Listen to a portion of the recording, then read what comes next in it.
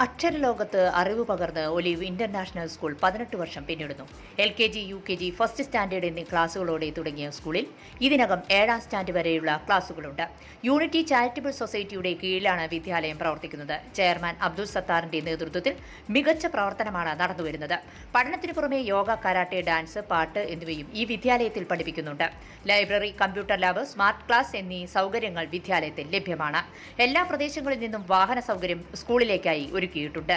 യോഗ്യത നേടിയവരും പരിചയസമ്പന്നരുമായ അധ്യാപകരാണ് ക്ലാസുകൾ കൈകാര്യം ചെയ്യുന്നത് എന്നത് പ്രത്യേകതയാണ്.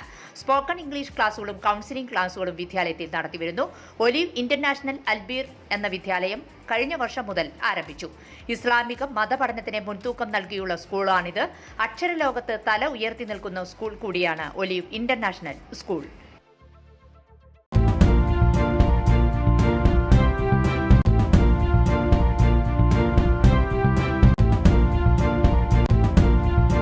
കൊച്ചിൻ ദേവസ്വം ബോർഡിന്റെ കീഴിലുള്ള വടക്കാഞ്ചേരി പനങ്ങാട്ടുകര കാർത്തിയായനി ഭൗതി ക്ഷേത്രത്തിൽ ശ്രീകോവിലിന്റെ ഓട് പൊളിച്ച് മോഷണം. 2 ഭണ്ഡാരങ്ങൾ കുത്തിത്തുറന്ന നിലയിലാണ്. ഞായറാഴ്ച പുലർച്ചെ നട തുറക്കാനെത്തിയ മേൽശാന്തിയാണ് മോഷണം നടന്ന വിവരം ആദ്യം അറിയുന്നത്. വിവരമറിഞ്ഞ നാട്ടുകാർ ക്ഷേത്രത്തിലെത്തി. തുടർന്ന് വടക്കാഞ്ചേരി പോലീസിൽ വിവരമറിയിച്ചു. ഉടനെ സംഭവ സ്ഥലത്തെത്തിയ പോലീസ് ക്ഷേത്രത്തിലേക്ക് ആളുകൾ പ്രവേശിക്കുന്നത് വിലക്കി.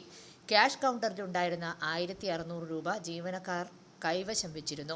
ഭണ്ഡാരത്തിൽ നിന്നും നഷ്ടപ്പെട്ട പണം എത്രയാണെന്ന് അറിവായിട്ടില്ല. പോലീസ് നായകൾ മണം പിടിക്കാതിരിക്കാൻ വന്ന വഴിയിൽ മുഴുവൻ മുളകുപൊടി വിതറിയാണ് മോഷ്ടാക്കൾ ക്ഷേത്രത്തിൽ എത്തിയിട്ടുള്ളത്. പോലീസിന്റെ വിദഗ്ധ വിഭാഗവും ഡോഗ് സ്ക്വാഡും വിരലടയാള വിദഗ്ധരും സംഭവ സ്ഥലത്തെത്തി പരിശോധന നടത്തി.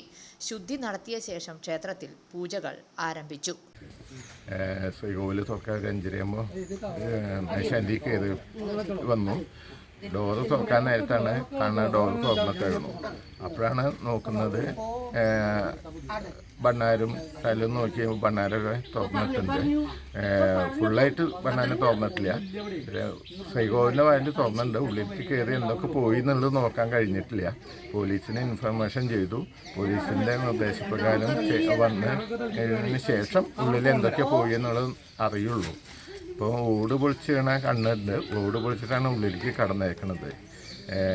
പുറത്തുനിന്നൊന്നും നഷ്ടപ്പെട്ടായിട്ട് കാണില്ല. ശ്രീകോവിലിന് എന്താ നഷ്ടപ്പെട്ടതെന്ന് ഉള്ളിൽ കയറി നോക്കണം. അതിന് പോലീസിന്റെ സാങ്ഷനോട് കൂടിയിട്ട് കയറി നോക്കാൻ വിചാരിക്കുന്നു. കൂടുതൽ വാർത്തകൾക്ക് ഞങ്ങളുടെ ചാനൽ സബ്സ്ക്രൈബ് ചെയ്യുക, ഫേസ്ബുക്ക് ഫോളോ ചെയ്യുക. വാർത്തകൾ വേഗത്തിലറിയാൻ എനി ടൈം ന്യൂസ്.